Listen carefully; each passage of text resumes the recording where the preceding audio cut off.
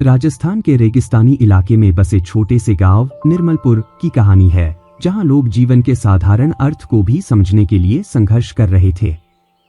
इसी गांव में रहता था एक युवा अनिरुद्ध, जो अपनी जिंदगी के सवालों से जूझ रहा था। उसका जीवन एक रहस्यमयी मोड़ पर आया जब एक साधु स्वामी शरणानंद गांव में आए। यह कहानी है कि कैसे एक साधु ने अनिरुद्ध को न केवल उसके सवालों का जवाब दिया, बल्कि उसे जीवन का सच्चा अर्थ समझने में मदद की। अनिरुद्ध की उलझन। अनिरुद्ध गांव के साधारण परिवार से था, लेकिन उसके मन में हमेशा सवाल रहते थे। मैं यहां क्यों हूं? जीवन का उद्देश्य क्या है? सुख और दुख का क्या मतलब है? वह हर दिन इन सवालों के जवाब खोजने की कोशिश करता, लेकिन उसे कोई समाधान नहीं मिलता। उसने गांव के बुजुर्गों, अपने माता पिता और पंडितों से पूछा, पर किसी ने भी उसे संतोषजनक जवाब नहीं दिया। एक दिन अनिरुद्ध ने तय किया कि वह इस सवाल का जवाब पाने के लिए सब कुछ छोड़ देगा। स्वामी शरणानंद का आगमन। गांव के मंदिर में एक दिन स्वामी शरणानंद का आगमन हुआ। उनका शांत और धैर्यपूर्ण व्यक्तित्व देखकर गांव के लोग उनकी ओर खींचे चले गए। अनिरुद्ध ने भी उनके पास जाकर अपना पहला सवाल किया। स्वामी जी, आप यहां क्यों आए हैं?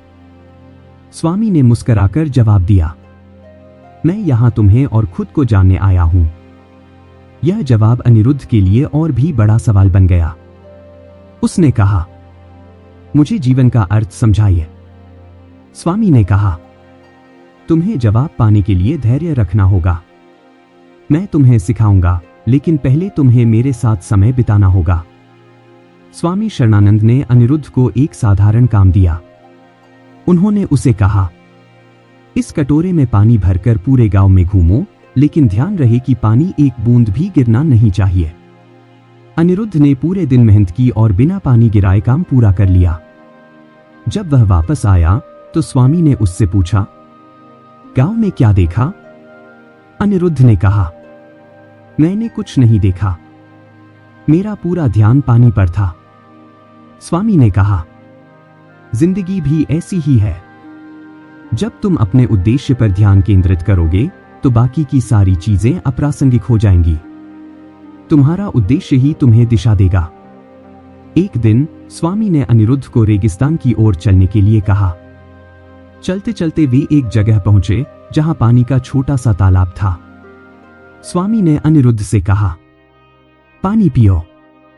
अनिरुद्ध ने पानी पिया और कहा, यह पानी बहुत मीठा है। फिर स्वामी ने उसे रेगिस्तान के सूखे हिस्से की ओर इशारा किया और कहा, क्या तुम जानते हो कि यह पानी इतना मीठा क्यों लगा? अनिरुद्ध ने कहा, क्योंकि मैं प्यासा था। स्वामी ने समझाया, सुख का महत्व तभी है जब तुमने दुख सहा हो। जीवन में सुख दुख दोनों आवश्यक हैं, क्योंकि ये हमें संतुलन और अनुभव सिखाते हैं। स्वामी ने अनिरुद्ध को एक बीज दिया और कहा, इसे मिट्टी में लगाओ और रोज इसका ख्याल रखो। अनिरुद्ध ने वह बीज लगाया और हर दिन उसकी देखभाल करने लगा। धीरे धीरे वह बीज एक पौधा बन गया।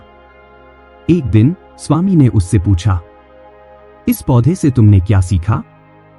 अनिरुद्ध ने कहा, सीखा कि हर चीज को बढ़ने में समय लगता है।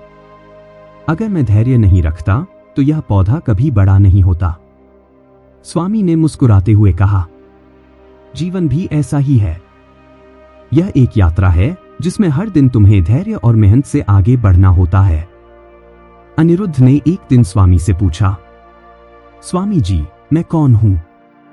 स्वामी ने उसे नदी के पास ले जाकर कहा, इस नदी को देखो, यह कहां से आती है? अनिरुद्ध ने जवाब दिया, यह पहाड़ों से आती है।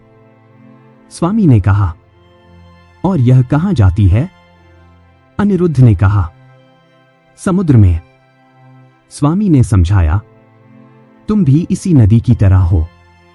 तुम अपनी यात्रा में अलग अलग रूप लेते हो, लेकिन तुम्हारी आत्मा सदा एक ही रहती है। तुम प्रकृति का हिस्सा हो और तुम्हारा उद्देश्य खुद को और अपने आसपास को जानना है। अनिरुद्ध की समझ। स्वामी शरणानंद की शिक्षाओं ने अनिरुद्ध को जीवन का अर्थ समझा दिया।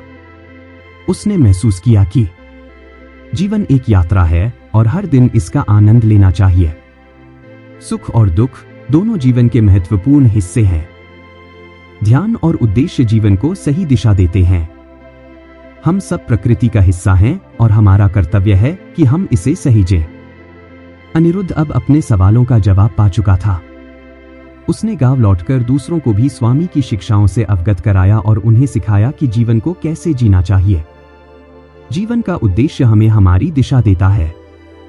धैर्य और मेहनत से हर लक्ष्य प्राप्त किया जा सकता है। सुख दुख का महत्व हमें संतुलन और समझ सिखाता है। जीवन को हर दिन सीखने और समझने की प्रक्रिया मानना चाहिए।